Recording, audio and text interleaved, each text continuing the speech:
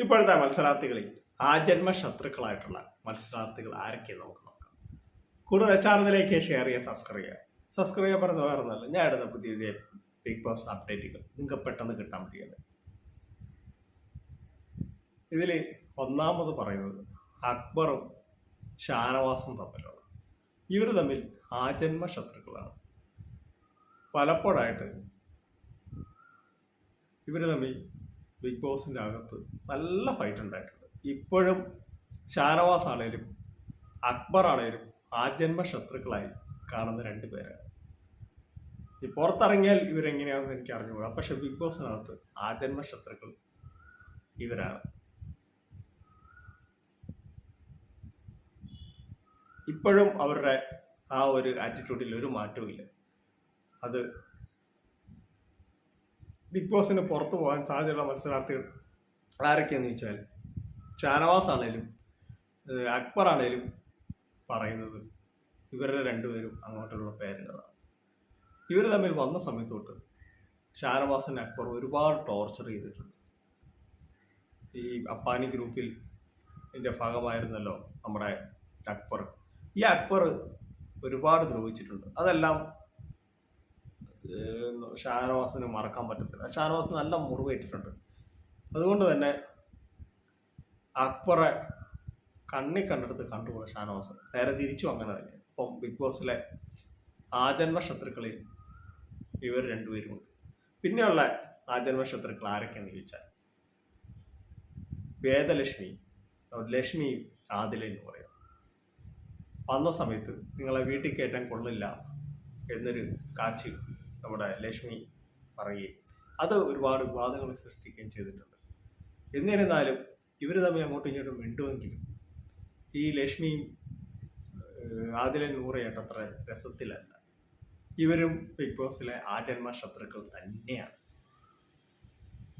പിന്നെയുള്ള ആജന്മ ശത്രുക്കൾ നെവിനും അനുമോളുമാണ്. ഒരു ടോമാഞ്ചറി പോലെയാണ്. ചിലപ്പോൾ അടുക്കും, ചിലപ്പോൾ അനുമോളുടെ വസ്ത്രങ്ങളും ഡ്രസ്സുകളും പിന്നെ ചെയിനും ഒക്കെ യൂസ് ചെയ്യുന്നത് നെവിനാണ്. എന്നിരുന്നാലും പല സമയങ്ങളിൽ അനുമോൾക്കെതിരെ തിരിയുന്ന നെവിനെയാണ് കാണാൻ സാധിക്കുന്നത്. നെവിൻ അവിടെ ഫുഡ് കഴിക്കാൻ വേണ്ടി മാത്രം വന്നൊരു മത്സരാർത്ഥിയാണ്. എന്നിരുന്നാലും അനുമോൾക്കെതിരെ മാത്രമേ ഉള്ളൂ, പുള്ളി ഗെയിം കളിക്കുകയുള്ളൂ. ഒരു ടോമാഞ്ചറി പോലെയാണ് ചില സമയങ്ങളിൽ. പലപ്പോഴും അവർ ചോദിച്ചത്, നിങ്ങൾ പല ആളുകൾക്കും അവിടെയുള്ള മത്സരാർത്ഥികൾക്ക് നമുക്കും തോന്നിയിട്ടുണ്ട് ഇവർ തമ്മിൽ ഇങ്ങനെ അഭിനയിക്കുന്നതാണോ. പക്ഷെ അല്ല, അവർ തമ്മിൽ ഈ അനുമോളോട് ചെറിയൊരു വൈരാഗ്യം നമ്മുടെ നെവിനുണ്ട്. നെവിൻ വേറൊന്നുമല്ല, നെവിൻ ആർക്കും വേണേൽ എന്ത് വേണമെങ്കിൽ പറയാം. നെവിനെ ആരും നോമിനേറ്റ് ചെയ്യുകയോ ഒന്നും ചെയ്യാൻ പറ്റും. പക്ഷെ അനുമോള് തെറ്റ് കണ്ടാൽ തെറ്റ് പറയും.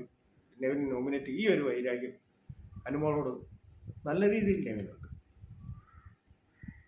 പിന്നെ ഉള്ള ആജന്മ ശത്രുക്കൾ അനുമോളും ആര്യനുമാണ്. അത് ജിസേൽ ഉള്ളപ്പോൾ തൊട്ട് തുടങ്ങിയ ആ ഒരു ഇതാണ്. ജിസേലിൻ്റെ ആര്യൻ്റെ ഇഷ്യൂവും അതെല്ലാം ഒന്നായിട്ട് മനസ്സിലുണ്ട്. ആര്യന് പലപ്പോഴായി അനുമോളെ ഉപദ്രവിക്കുകയും ലാരട്ടമ്മ നിയോഗിക്കുമ്പോൾ കള്ളം പറഞ്ഞ് അല്ലെ ഗ്രൂപ്പിസം പറഞ്ഞ് അത് അനുമോളുടെ തലയിൽ വെച്ച് കൊടുക്കുകയും ചെയ്യുന്ന ആര്യനാണ്. ആര്യൻ നല്ല മത്സരാർത്ഥി, പക്ഷെ നന്നായി കള്ളം പറയും. കള്ളത്തരം ആ ചെറുക്കൻ്റെ ഒരു ഇതാണ്. അത് ആര്യൻ്റെ ഗെയിമായിരിക്കും. എന്നിരുന്നാലും അനുമോളെ ഇപ്പോഴും കണ്ടുകൂടാത്ത വ്യക്തിയാണ് ആര്യൻ. പിന്നെയുള്ള മത്സരാർത്ഥി നമ്മുടെ ആജന്മ ശത്രുക്കളായ ലക്ഷ്മിയും അക്ബറുമാണ്. ഇവർ തമ്മിൽ അധികം മിണ്ടാറില്ല. ആജന്മ ശത്രുക്കളാണ്. ലക്ഷ്മിയെ പലപ്പോഴായി പല വാക്കുകൾ കൊണ്ട് അക്ബർ ദ്രോഹിച്ചതാണ് കാരണം.